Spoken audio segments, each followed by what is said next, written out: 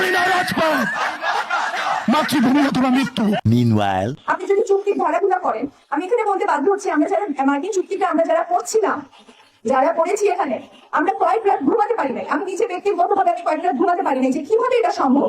কোন একটা দেশের বাণিজ্য মন্ত্রণালয় এত বড় বেইমানি, নিজের দেশের সাথে, নিজের দেশের স্বার্থের সাথে, নিজের দেশের মানুষের সাথে এত বড় বেইমানি, এত বড় গাদ্দারি কিভাবে করতে পারে যে নিজের দেশের লোকাল শিল্পের সমস্ত স্বার্থকে জলাঞ্জলি দিয়ে সে আমেরিকার হাতে পুরো মার্কেটটা ছেড়ে দিতে পারে। এটা কি করে সম্ভব?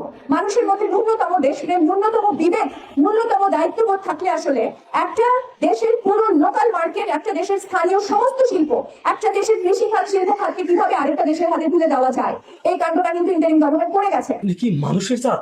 সি সি সি সি সি আমরা এমপি হওয়ার পর আল্লাহ যদি তৌফিক দেয়, কোন এমপি ট্যাক্স ফ্রি গাড়ি কিনবে, এই রিচুয়াল আর বাংলাদেশে থাকবে না। রুকো যারা, সবার করো। আমরা ভাড়ায় গাড়ি চালাইতে হয়, এখন মানুষের কাছে যাওয়ার জন্য যদি একটা গাড়ির ব্যবস্থা করে দেয় তাইলে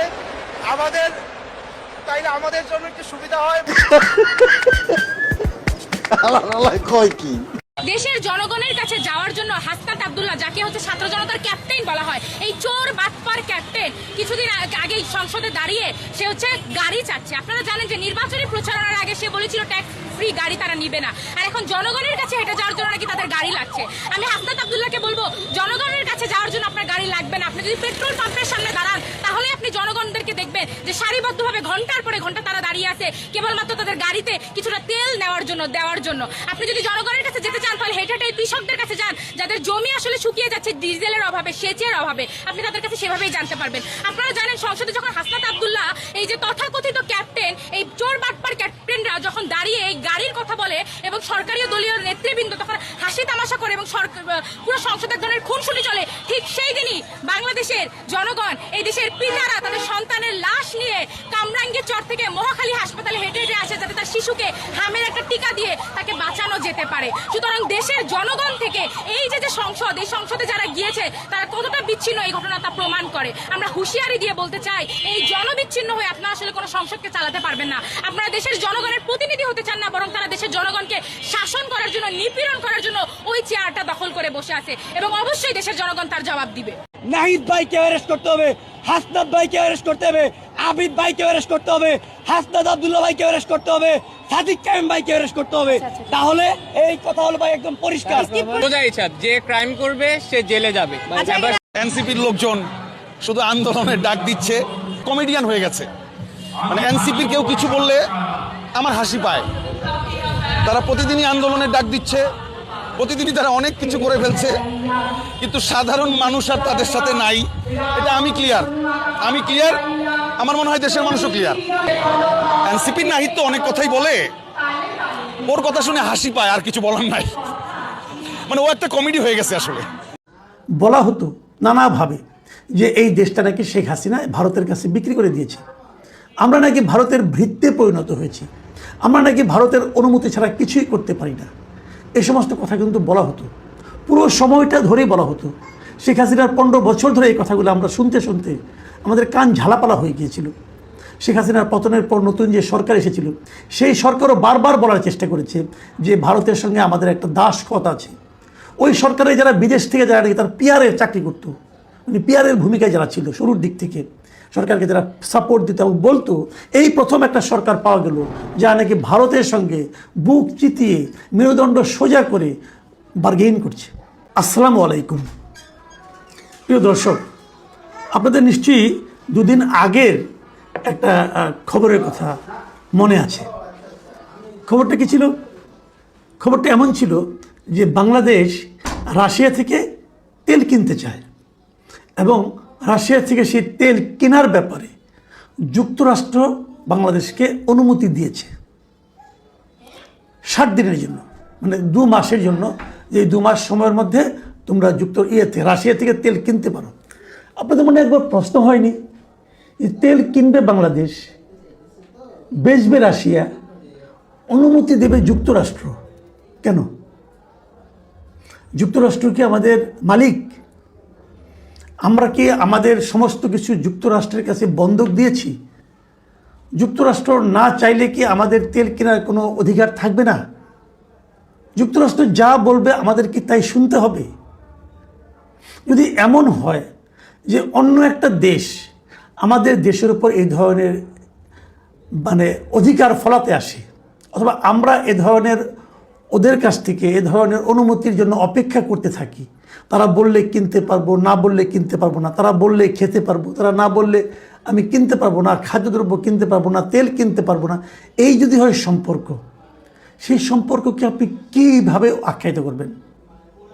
তখন কি আমাদের এই দেশ, আমাদের এই সরকার, আমাদের এই দেশের মানুষ তারা কি নিজেদেরকে স্বাধীন বলে দাবি করতে পারবে?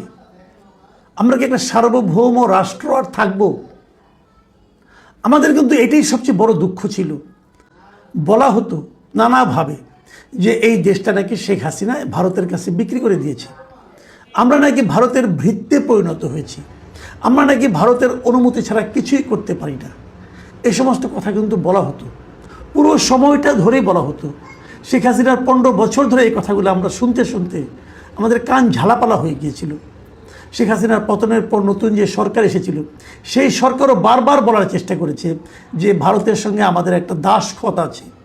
ওই সরকারে যারা বিদেশ থেকে যারা নাকি তার পিআরের চাকরি করত, মানে পিআরের ভূমিকায় যারা ছিল শুরুর দিক থেকে, সরকারকে যারা সাপোর্ট দিত এবং বলতো, এই প্রথম একটা সরকার পাওয়া গেল যা নাকি ভারতের সঙ্গে বুক চিতিয়ে মেরুদণ্ড সোজা করে বার্গেইন করছে। কেবল তাই নয়, এমনও বলা হতো, থ্রেট দেওয়া হতো যে ভারতের যে 7 সিস্টার আছে সেগুলো কিন্তু আমরা ডিস্টার্ব করব যদি আমাদের কিছু করতে আসে। তার মানে ভারতের সঙ্গে যে আমাদের দাসখত চুক্তি ছিল, এটা নিয়ে কিন্তু নানা আলাপ হয়েছিল। মাঝখানে আমরা একবার এমনও দেখলাম, আমি যাকে শিশু উপদেষ্টা বলতাম তখন, মিস্টার আসিফ মাহমুদ সজীব ভুইয়া, উনি একবার একটা তালিকা প্রকাশ করলেন যে এই সরকার দায়িত্ব নেওয়ার পর ভারতের সঙ্গে যে দাসত্বমূলক চুক্তিগুলো ছিল সেখান থেকে প্রায় 10টা চুক্তি আমরা বাতিল করে দিয়েছি। এরকম একটা তালিকা উনি প্রকাশ করলেন যে আরও বাতিল করা হবে, বড় একটা তালিকা, তার মধ্যে কোনটা কোনটা বাতিল করা হয়েছে তা উনি দেখালেন। পরে দেখা গেল যে ওই সরকারেরই ওনারই সহকর্মী পররাষ্ট্র সচিব, পররাষ্ট্র উপদেষ্টা যিনি ছিলেন মিস্টার তৌহিদ হোসেন, তিনি বললেন যে যে চুক্তির কথা বাতিলের কথা বলা হয়েছে এই চুক্তিগুলি আসলে এক্সিস্টই করে না, এ ধরনের কোনো চুক্তিই নাই। তার মানে পুরাই ভুয়া, মানে হাওয়ার উপরে উনি একটা মেরে দেয়া মার্কেট তার পক্ষে নেওয়ার চেষ্টা করছেন, মানুষের সেন্টিমেন্টকে এক ধরনের প্রতারণা করেছেন। এই ধরনের লোক সেই সরকারে ছিল। সারাক্ষণ তারা ভারত বিরোধিতা করত এবং ভারত আমাদের সব কিছু নিয়ে যাচ্ছে, ভারতের অনুমতি ছাড়া আমরা কোনো কিছু করতে পারছি না, ভারত আমাদের উপর চেপে বসে আছে, প্রভু হয়ে আছে, এগুলি বলা বলি করতো। কিন্তু তারা এই সময়ে, এই 1.5 বছরে একটাও দেখাতে পারেনি যে ভারতের সঙ্গে বাংলাদেশের কী কী চুক্তি শেখ হাসিনা করেছিল যে নাকি দাসত্বমূলক এবং যেগুলো নাকি তারা বাতিল করে দিয়েছে। তারা কিছুই বাতিল করেনি। যে চুক্তির কথা আমরা খুব বলা বলি হতো যে আদানি থেকে বিদ্যুৎ আনি আমরা, সেই বিদ্যুৎটা দাসত্বমূলক, এবং ওই সরকার দায়িত্ব নেওয়ার পর প্রথম যে মানে ঋণটা টাকাটা পরিশোধ করেছে এটা কিন্তু আদানিটা শোধ করেছে। এই হলো আমাদের সরকারের অবস্থা। 1.5 বছর তারা ওই চুক্তিটা রিভিউ করতো, বাতিল করতো, কিচ্ছু করেনি। এই যদি হয় বাস্তবতা, তখন এই সরকার, ওই সরকার, ওই অন্তর্বর্তীকালীন সরকার, তারা একদম ক্ষমতা থেকে নেমে যাওয়ার ঠিক 3 দিন আগে যুক্তরাষ্ট্রের সঙ্গে একটা চুক্তি করেছে, এগুলো বাণিজ্য চুক্তি, এবং সেই বাণিজ্য চুক্তির নন ডিসক্লোজার বাণিজ্য, মানে ওই চুক্তিটা কী করেছে তারা যাওয়ার আগে 1 দিনের জন্য প্রকাশ করেনি। আমাদের সরকার এখনও আনুষ্ঠানিকভাবে সেই চুক্তিটা কিন্তু প্রকাশ করেনি।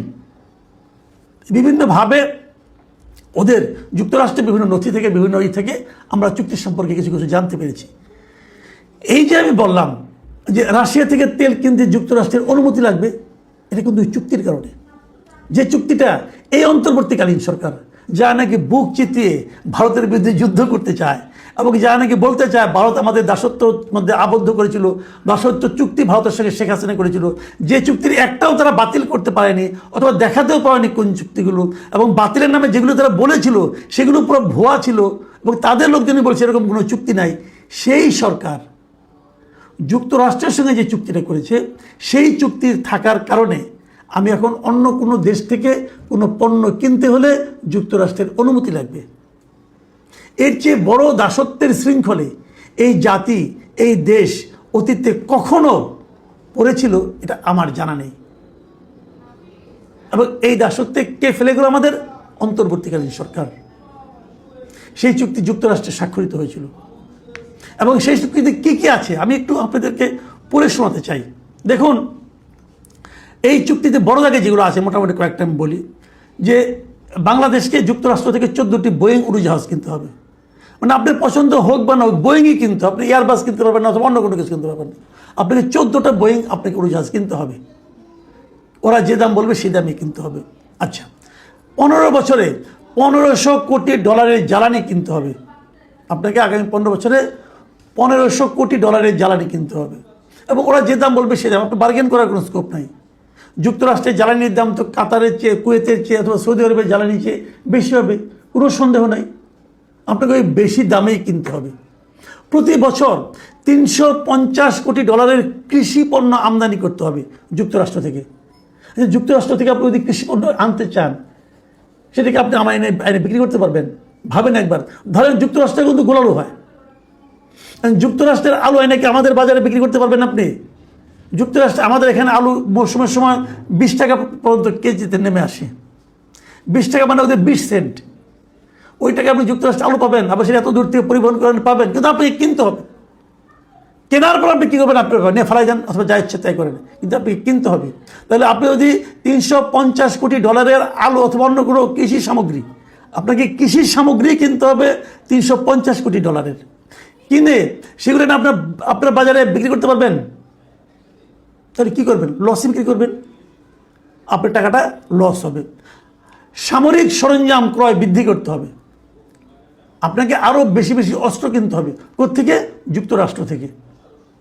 আপনি সামরিক সরঞ্জাম কিনা কী করবেন? আপনি কার সঙ্গে যুদ্ধ করবেন? গত 50 বছরে বাংলাদেশের সামরিক সরঞ্জামের কী ব্যবহার হয়েছে বলেন? এই সামরিক সরঞ্জাম দিয়ে আমাদের সেনাবাহিনী কার সঙ্গে যুদ্ধ করেছে? কি প্রয়োজন আমাদের? আমাদের যুদ্ধ হলে কার সঙ্গে যুদ্ধ করবো আমরা? আমাদের আশেপাশের মধ্যে কী রাষ্ট্র আছে? ভারত আছে, মিয়ানমার আছে এবং চীন আছে। এদের কার সঙ্গে যুদ্ধ করতে পারবো আমরা? কত অস্ত্র আমাদের কিনতে হবে, এবং এই অস্ত্র কেনার যে বিপুল ব্যয়, এটা কি আমাদের জন্য কোনো উন্নয়নমূলক কাজ হবে? এটা আপনাকে করতে হবে।